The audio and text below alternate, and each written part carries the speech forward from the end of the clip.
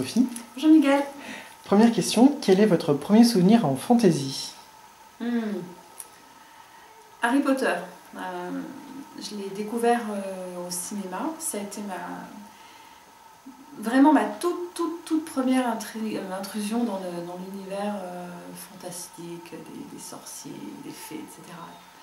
Et ça m'a vulgairement laissé sur les fesses. J'ai adoré. D'accord. Alors, on va parler un peu de vos romans. Les Étoiles de Nosed, c'est le premier roman que vous avez publié aux éditions Rebelles. Il connaît un succès assez important. À votre avis, à quoi est-ce qu'il est dû? Donc, j'ai pour habitude de dire que si je n'avais été que lectrice, ça n'aurait pas été forcément un roman qui m'aurait marqué ou particulièrement plu. Simplement parce que l'intrigue est complètement basique, donc j'ai été très surprise de voir son succès, l'engouement des gens. Ce livre les a vraiment touchés. Et puis finalement, quand je regarde les chroniques, les petits commentaires qu'on me laisse, oui, c'est vrai que l'intrigue est toute simple, mais ce qui a réellement frappé les lecteurs, ce sont les émotions, les sentiments transmis par les personnages. Parce que j'y ai mis tout mon cœur, je me suis inspirée donc, de gens que je connaissais. Et Leaf, typiquement, je le dis tout le temps, c'est mon frère, avec tout son caractère, tous ses petits caprices, ses qualités, son autorité, etc. Donc ça donne forcément quelque chose de réel. La grand-mère d'Anna, c'était la mienne. J'ai vu une grand-mère aveugle absolument extraordinaire et j'avais donc envie de lui rendre ce petit hommage. Et donc, quelque part, quand on me dit on a été touché par les personnages, ça nous a donné beaucoup d'émotions, je suis contente parce que c'est vraiment ce que j'ai voulu faire et je suis ravie d'y être parvenue. Là, le 4e tome de Nosed est paru. Combien de tomes avez-vous prévu pour cette saga? J'en ai prévu 5. Initialement, il y en avait 4, et puis à l'écriture du tome 4, il était tellement gros qu'on s'est dit que finalement faire un 5e opus ne serait pas si mal. Alors, le tome 4 et 5, c'est simplement une même histoire, divisée en deux, origine, première partie, et origine, deuxième partie. Est-ce que vous avez envisagé la possibilité d'écrire des scènes cruciales du point de vue de Leaf à offrir aux fans en bonus? Alors non, désolée, je n'ai pas prévu ça parce que je trouve que même si la saga est du point de vue d'Anna, au final on a quand même bien fait le tour du personnage, on a bien cerné qui il était, il s'exprime très souvent, puisque dans ma manière d'écrire, je laisse une part très importante au dialogue. Donc il y a eu 2 petits apartés du point de vue de Leaf à la fin du tome 2 et au début du tome 3. Et ça s'arrêtera là. En revanche, j'ai prévu un spin-off sur Darius, qui est l'un des personnages principaux du tome 2, et sur Grigor, qui apparaît au tome 3, et qui est l'un des personnages principaux du tome 4. Anna est une jeune femme qui est très adolescente au début de la saga, et on la voit mûrir au cours des volumes. De qui vous êtes-vous inspiré pour ce personnage assez fort, avec une grande capacité d'adaptation? Anna, c'est le personnage que je n'ai pas prémédité. C'est-à-dire que quand j'ai commencé à l'écrire, je n'avais pas fait de fiche particulièrement sur elle, sur ses goûts, ce qu'elle aimait, etc. Pour tous les autres, oui, puisque je me suis inspirée de personnes que je connaissais, mais pas Anna, simplement parce que comme elle est venue de manière spontanée, je pense que j'ai dû m'inspirer un peu de moi, parce que régulièrement on me dit qu'elle me ressemble, mais aussi de toutes les jeunes filles de son âge qui ont vécu un peu ce modèle, une petite famille toute tranquille, une jeune fille sans problème, choyée, aimée, qui boit pas, qui fume pas, qui ne sort pas en boîte de nuit, qui n'est pas très funky dans sa vie.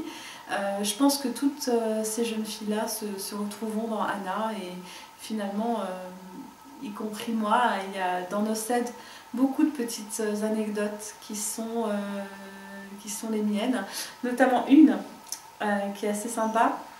C'est quand dans le livre, Anna va présenter Liv pour la première fois à son père. Celui-ci le regarde d'un sale œil, l'œil d'un père jaloux, craintif, etc.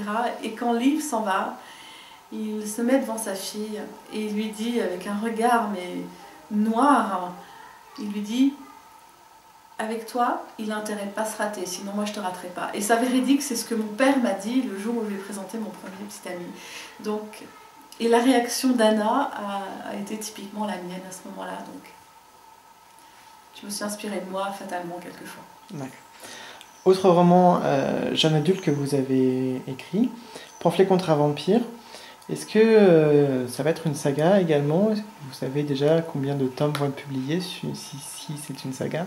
Donc ce n'est pas véritablement une saga puisque le tome 1 est un one-shot et que le tome 2 sera centré sur le personnage de Mark Setty qui est le méchant du tome 1. Donc il y aura 3 volumes prévus.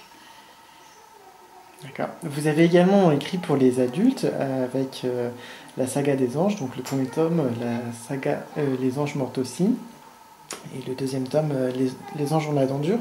Est-ce que vous avez pris autant de plaisir à écrire cette saga que pour les précédentes? Ah ouais, je me suis follement amusée, j'avais terriblement envie de l'écrire parce que quand on a passé 4 volumes pour les jeunes adultes, on est forcément coincé. On ne peut pas tout dire, on ne peut pas tout leur faire faire. Et d'écrire Felicity, ça a été un peu... je me suis complètement lâchée, j'ai dit ce que je voulais dire, je lui ai fait faire ce que je voulais qu'elle fasse. Et je riais tellement pendant l'écriture que... donc on habitait dans une vieille maison avec des parquets qui grincent et puis des plafonds extrêmement fins, et je riais tellement en écrivant que parfois mon mari tapait du pied la nuit pour me dire: écoute, c'est bon, c'est juste insupportable. J'ai mis beaucoup d'humour, l'humour que j'aime, un peu pince sans rire, un peu cynique et noir parfois, ou complètement superficiel, mais oui, j'ai écrit ce livre en 3 semaines et j'ai vraiment, je me suis délectée à l'écrire. C'est une très chouette expérience. D'accord. Donc dans ce roman plutôt destiné aux adultes, il y a des scènes un peu osées. Est-ce que vous avez eu du mal à les écrire ou est-ce que c'est arrivé naturellement? C'est pas que j'ai pas vraiment eu du mal, mais j'ai dû lire énormément de romances pour savoir comment est-ce qu'on pouvait présenter avec élégance des scènes de sexe, bêtement. Donc j'ai mangé des aventures et passions intenses. J'en ai vraiment lu beaucoup. Et au final, j'arrivais à décrire des scènes de 4 lignes, donc c'était pas forcément au top. Donc je suis revenue dessus, j'ai dû simplement identifier Felicity comme un personnage totalement normal qui a priori faisait des choses que n'importe qui fait, pour enfin me sentir à l'aise là-dedans. Néanmoins, il n'y a aucune scène particulièrement explicite, on comprend ce qu'elle fait, on imagine très bien, mais je ne décris rien précisément, je laisse à l'imagination du lecteur. Je pense que je ne serai jamais complètement à l'aise avec l'érotisme pur. Je pense pas que je pourrais en faire. Est-ce que vous pensez que c'est un passage obligé d'écrire une scène de sexe dans un livre pour adultes bitlit? Je dirais que c'est souvent très attendu dans le livre bitlit, l'urban fantasy, c'est vraiment très attendu. Pour ma part, ce n'est pas obligatoire. Quand on lit Les fièvres de Moning, on reste un peu sur sa faim pendant un long moment avant que ça se passe, et c'est tout aussi bien. Pour ma part, dans le tome 3 de Felicity Hadcock, faudra pas compter dessus, voilà, c'est dit. Non, c'est pas nécessaire. Je dirais que c'est le petit... c'est le petit truc supplémentaire, mais si t'en as pas, c'est pas si grave. Et à la maison, c'est ceinture aussi des fois. Dans les livres, c'est pareil. Ok. Et vous savez déjà combien de tomes vous avez prévu pour cette saga? Il y en aura 6. Euh, Vous êtes un auteur très accessible pour vos fans en particulier. Est-ce que c'est dur d'être proche de ces lecteurs ou au contraire c'est plutôt un moteur? C'est un moteur, c'est totalement stimulant. Quand on démarre, on ne connaît pas l'impact qu'on aura sur les gens et quand on commence à recevoir des courriers, des mails, des gens qui viennent vous voir et qui vous racontent, ils vous re-racontent votre livre, c'est génial. Les gens ils arrivent là, ils vous racontent l'histoire et vous avez le sentiment presque de la redécouvrir à chaque fois parce que ce n'est jamais... les sensations sont toujours différentes, la manière dont on voit les personnages sont aussi beaucoup... c'est très subjectif.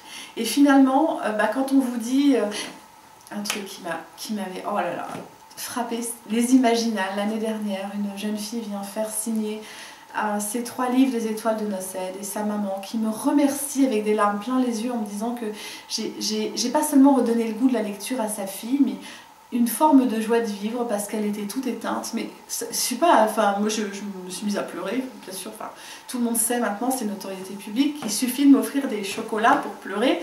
Alors quand on me fait ce genre de déclaration, c'est des grandes eaux. Et là je me suis dit voilà, je m'attends pas à ce genre de réaction à chaque fois, mais finalement on se dit si j'ai réussi à faire ça, c'est génial. Et oui, les lecteurs sont mon stimuli. J'écrirais pas si ce que je faisais je plaisais pas, c'est sûr.